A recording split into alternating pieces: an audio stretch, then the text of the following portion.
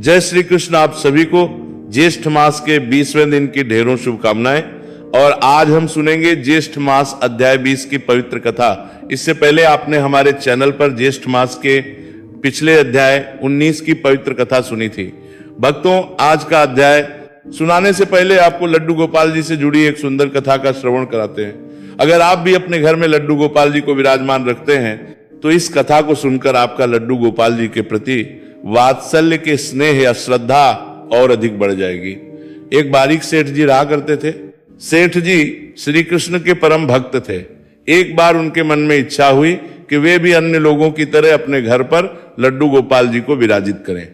और जब भक्त के मन में ऐसे भाव आ जाते हैं तो भगवान भी अपने भक्त के घर पर आने का कोई ना कोई बहाना या साधन ढूंढ ही लेते हैं। अब वे सेठ जी लड्डू गोपाल जी को अपने घर ले आए और सेठानी जी से कहने लगे कि इनकी अब खूब सेवा करना और इनको सुबह शाम नियम से भोगना। सेठानी को उनकी सेवा करना बड़ा मुश्किल लगता था, क्योंकि अगर घर में लड्डू गोपाल आ जाएंगे तो नियम से उन्हें सुबह उठाना होगा, स्नान कराना होगा, तरह तरह के भोग पड़ेंगे और कभी कभी वे नखरे दिखाएंगे तो उनके नखरे भी उठाने पड़ेंगे और भोग भी दिन में जब जब उन्हें भूख लगा करेगी तब तभी उन्हें भोग करेंगी। अब उनके घर में कामकाज है, ऊपर से उनके खुद के बच्चे हैं, उनकी देखभाल करने से ही इतना समय नहीं मिलता, तो फिर भला बताओ मैं ठाकुर जी की सेवा कैसे करूंगी। लेकिन सेठ जी की इच्छा के आगे उन्हें कुछ झुकना पड़ा।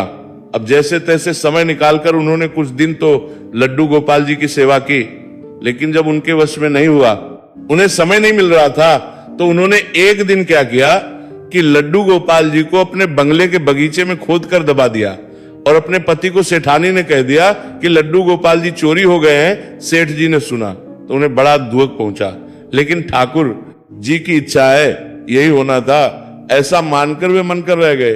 अब उनके घर में एक माली जो बगीचे की देखभाल करने के लिए अक्सर आया करता था, उसे बगीचे का वो भाग बड़ा सुंदर लगता, बड़ा आकर्षित करता। वो भाग जहां पर सेठानी ने लड्डू गोपाल जी को दबाया था, पता नहीं आकर्षण था उस जगह में कि माली अक्सर कुछ देर के लिए उस जगह पर बैठा करता, उसे निहारा करता।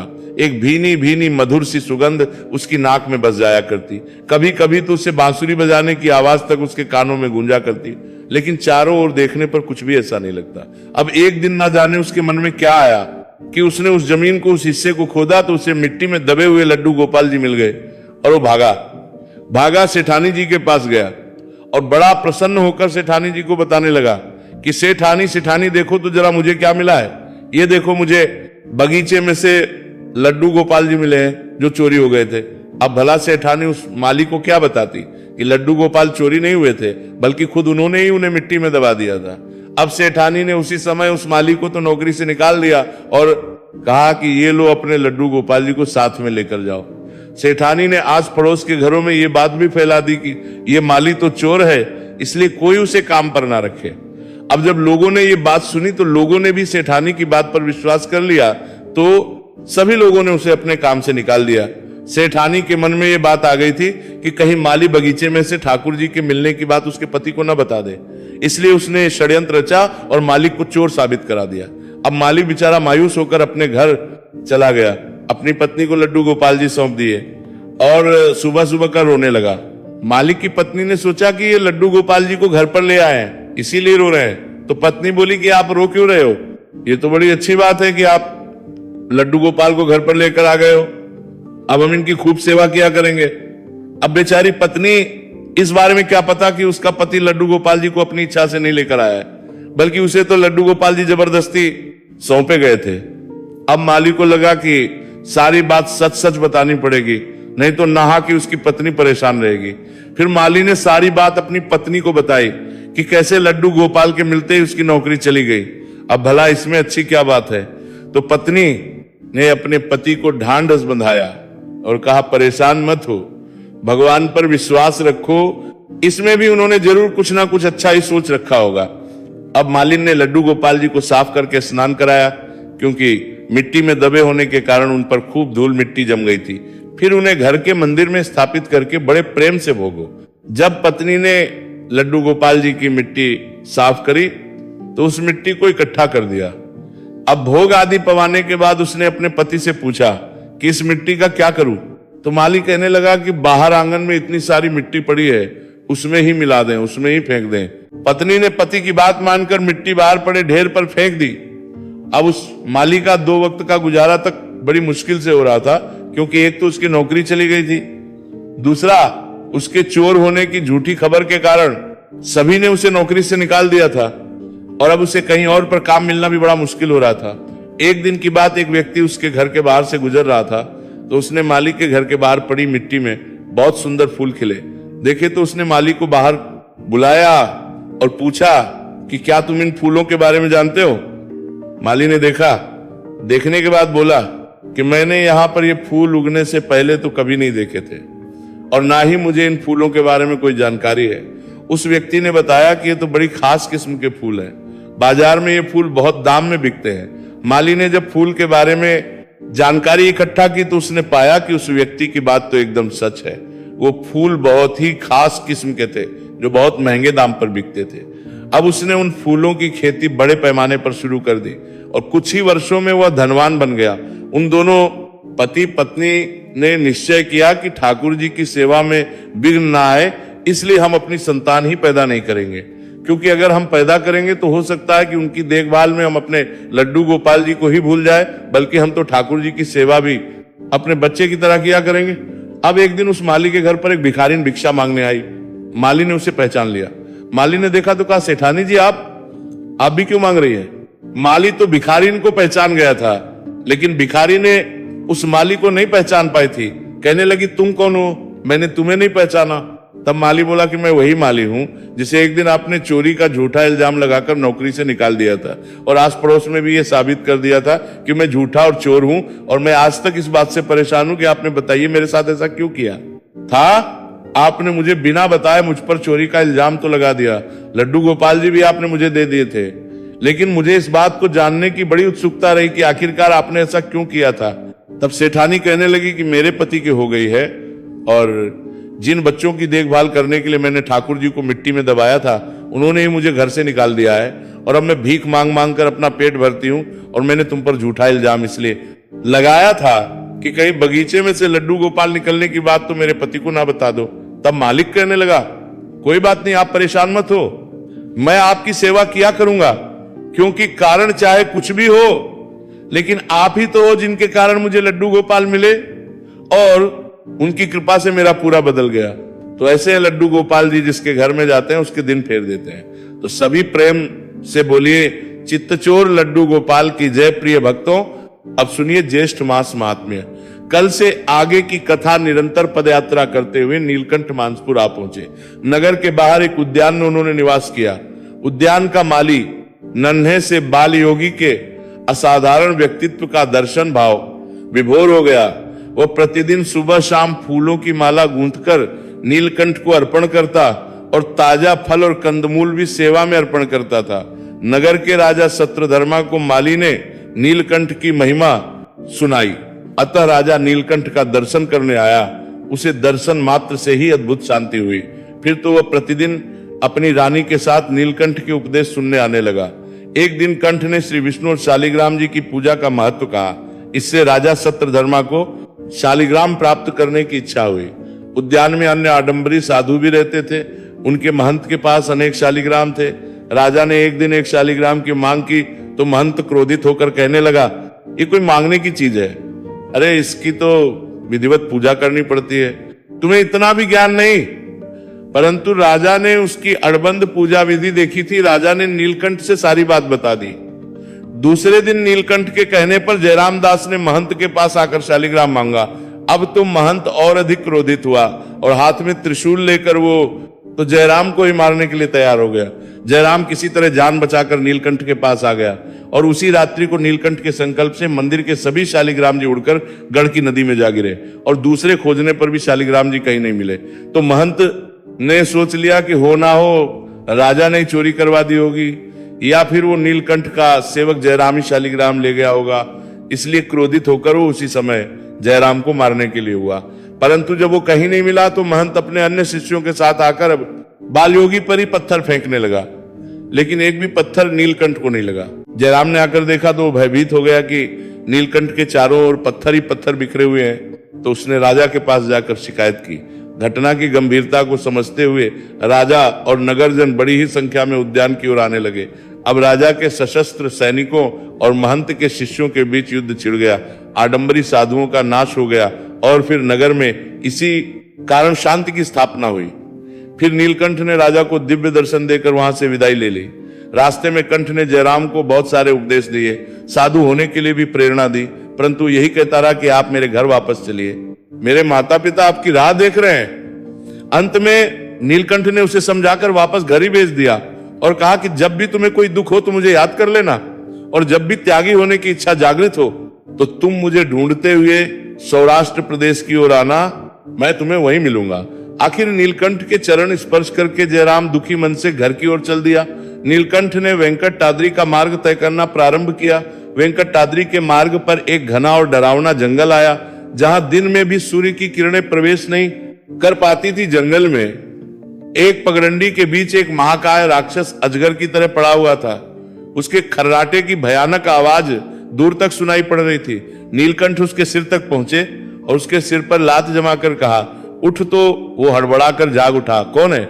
उसने पूछा, परंतु नीलकंठ को देखते ही वो तो उनके चरणों में झुक गया।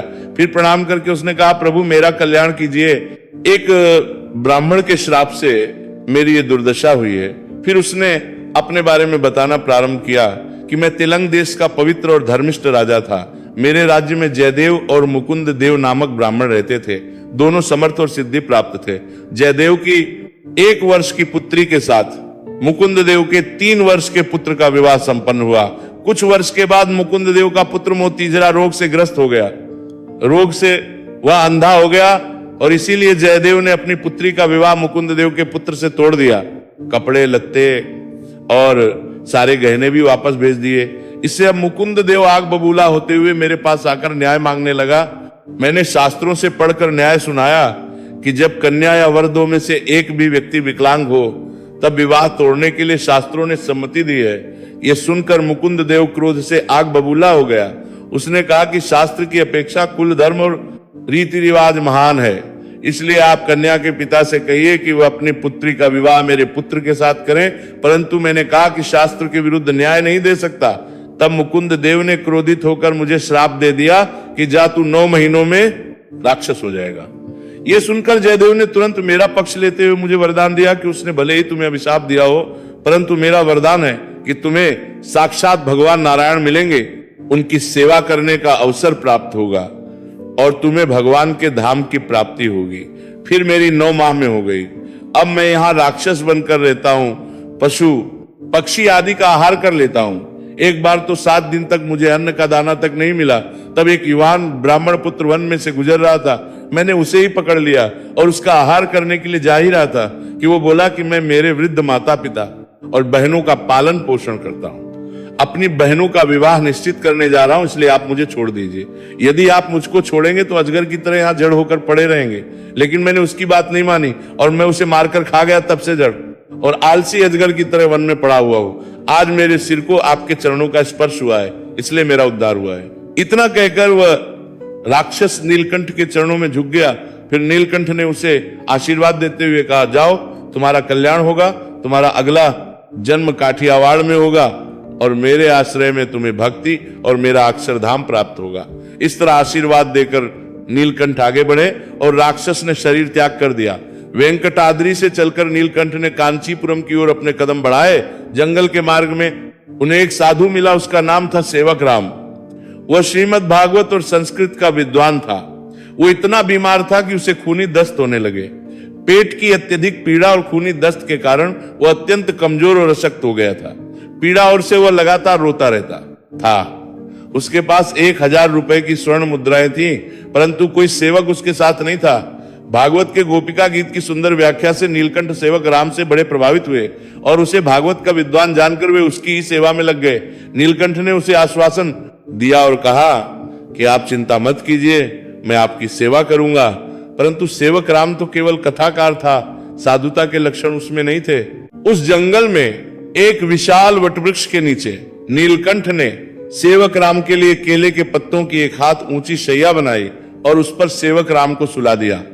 गंदगी से सने हुए उसके कपड़े वे प्रतिदिन धोते, औषधि देते और उसका उपचार करते, उसकी सेवा करते और उसे जो जो चाहिए वे पकाकर खिलाते थे।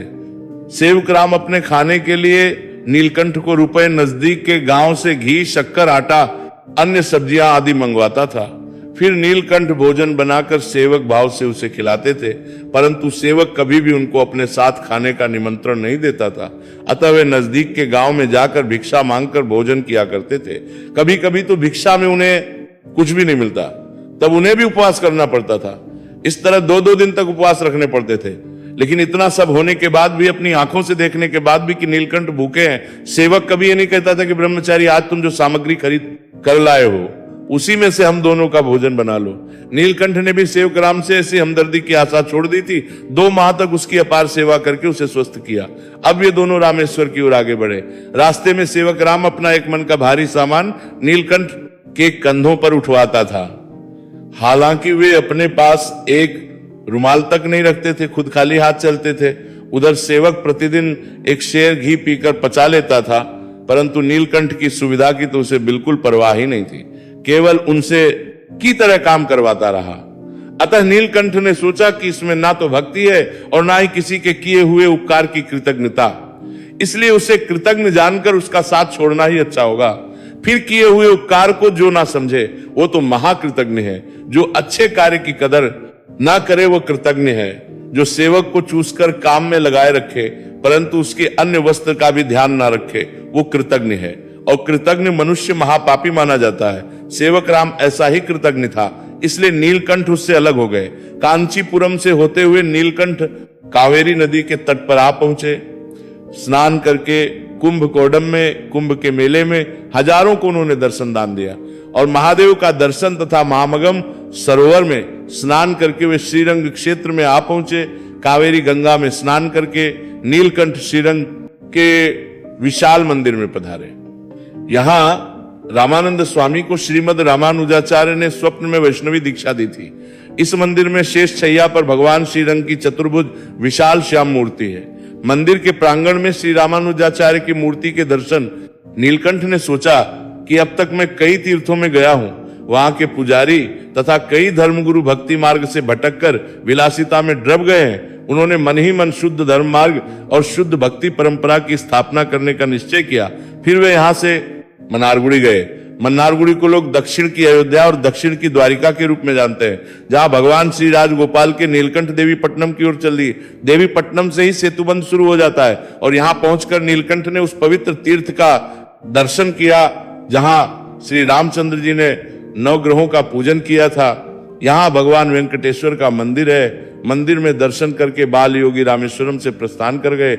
मार्ग में एक गांव आया। दोपहर का समय था। नीलकंठ नदी तट पर एक वृक्ष के नीचे कर रहे मार्ग में थे। यहां से कुछ दूरी पर एक दूसरा गांव था।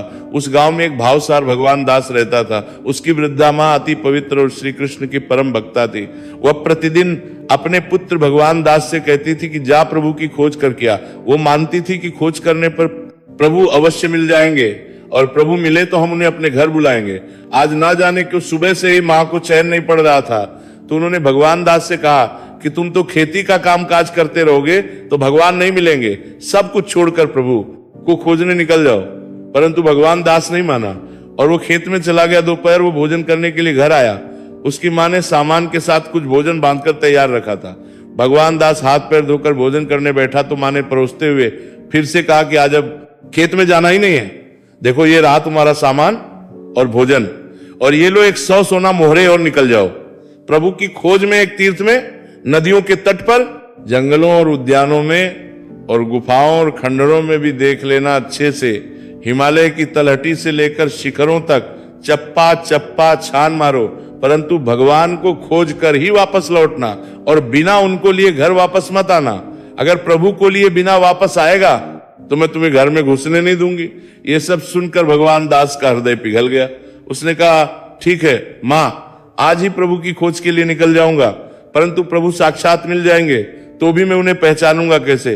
तो मां ने तुरंत कहा ये कोई कठिन काम नहीं है। प्रभु के 2 चरणों में कुल 16 चिन्ह होते हैं। बाएं चरण में 7 और दाएं चरण में 9 चिन्ह होते हैं और दोपहरी के धूप में भी प्रभु की छाया नहीं होती। रात्रि के अंधकार में प्रभु के समीप दीपक जलाएं और दीपक का तेज उनके शरीर के आर पार निकल जाए तो ये जान लेना कि भगवान ही है और उन्हें छोड़ना मत। प्रार्थना करके, समझा बुझाकर, अनुरोध करके, प्रसन्न करके, चाहे जैसे भी हो, अपने घर जरूर लेकर आना। ये सब सुनकर भगवान दास की पत्नी बोली, आप तो प्रभु को खोजने चल दिए, परंतु मेरे प्रभु तो आप ही हैं। आपको जीवन भर प्रभु नहीं मिले तो मेरा तो सारा जीवन आपकी ही प्रतीक्षा में बीत जाएगा। ये सुनकर मां हंसने लगी और बोली, अरे पगली, चिंता मत कर, श्रद्धा होगी ना तो 15 दिनों में ही प्रभु मिल जाएंगे। भगवान का भजन कर कि तेरा स्वामी और तेरे स्वामी का भी स्वामी भगवान हमें जल्दी मिल जाए। भगवान दास भी आवेश में आकर बोला, हाँ हाँ प्रभु अवश्य मिलेंगे। देख मां को कितनी श्रद्धा है, उनकी श्रद्धा सच्ची हुई, तेरा पति व्रत सच्चा हुआ और मेरा भाव अगर सच्चा रहा तो 15 दिन में ही प्रभु जरूर मिल जाएंगे। समझ कि मैं अभी गया और अभी वापस लौटा। फिर वो मां के स्पर्श करके घर से निकल पड़ा।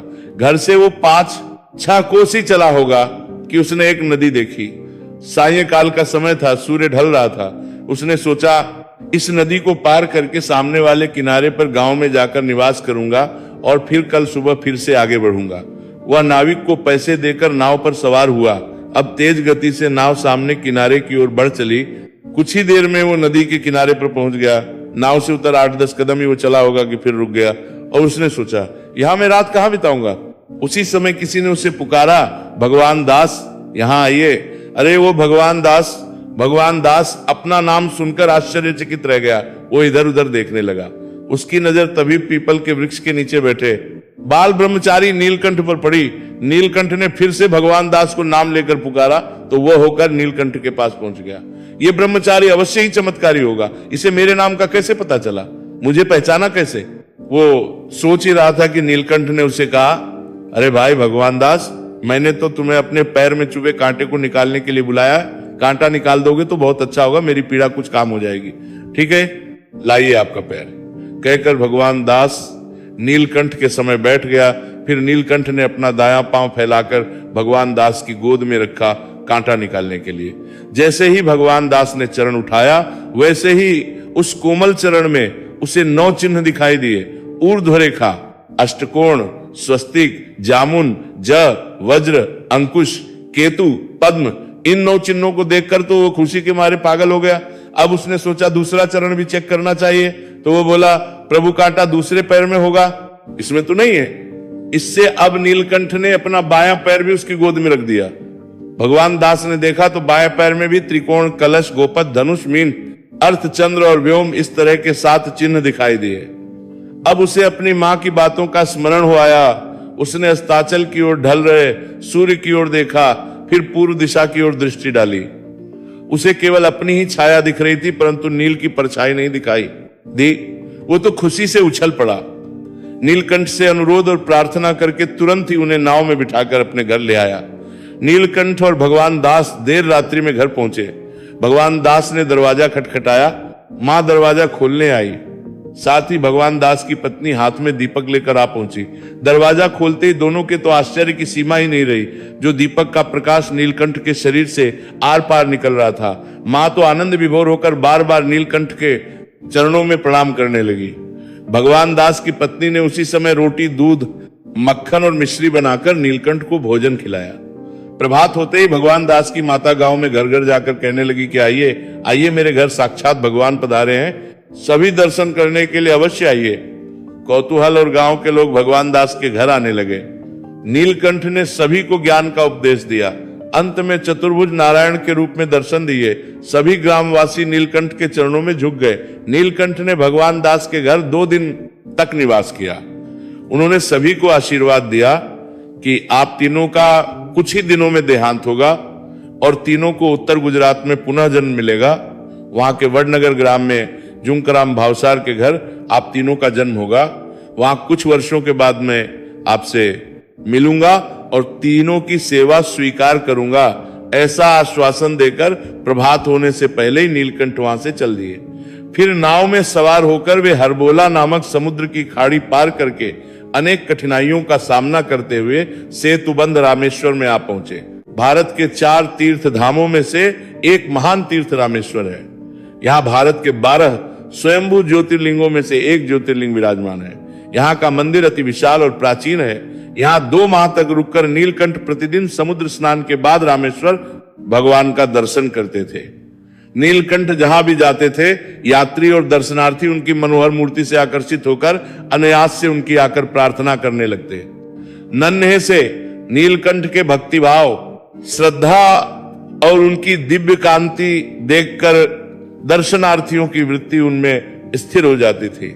यहां से नीलकंठ धनुष कोठी पधारे, जहां विभीषण की प्रार्थना से भगवान श्री रामचंद्र जी ने धनुष की कोठी से सेतु को तोड़ दिया था। इसी कारण इस स्थान को धनुष कोठी के नाम से भी जाना जाता है। हरबोला खाड़ी में उतरकर नीलकंठ फिर तीर्थ में आए। देवी पट्टन से तीर्थ 8 मील की दूरी पर है। यहाँ की शैया पर शयन करते हुए नारायण की मूर्ति दर्शन दे रही है। यहाँ से चलकर नीलकंठ सुंदर राज, जो कि मदुरा से के अंतर पर है, वहां पर आए। लोग सुंदर राज को वृषभाद्री तीर्थ भी कहते हैं। ये एक पौराणिक स्थान है। सुंदर राज के मंदिर में भगवान नारायण, श्रीदेवी तथा भूदेवी के दर्शन होते हैं। यहाँ मीनाक्षी मंदिर में भी दर्शन करके नीलकंठ भूतपुरी, और भूतपुरी का आधुनिक नाम श्री पैरम है, उस ओर चल लिए। इसके बाद जो कुछ भी हुआ, प्रिय श्रोताओं, आप सभी उसका वृतांत अगले अध्याय में जरूर सुनिएगा। कथा को अधिक से अधिक लोगों तक पहुंचाएं, वीडियो को लाइक करें और हमारे चैनल को सब्सक्राइब कर दें। जाइएगा और कल ज्येष्ठ मास 21 की कथा को अवश्य ही सुने। भगवान पुरुषोत्तम श्री कृष्ण और श्री हरि की कृपा आप सभी पर सदैव बनी रहे। हरिनाम संकीर्तन करते रहिए, भगवान का स्मरण करते रहिए, इसी में जीवन का कल्याण है। भगवान पुरुषोत्तम आपकी सभी मंगल कामनाएं पूर्ण करें। भगवान पुरुषोत्तम सब पर कृपा करें। हरे कृष्ण।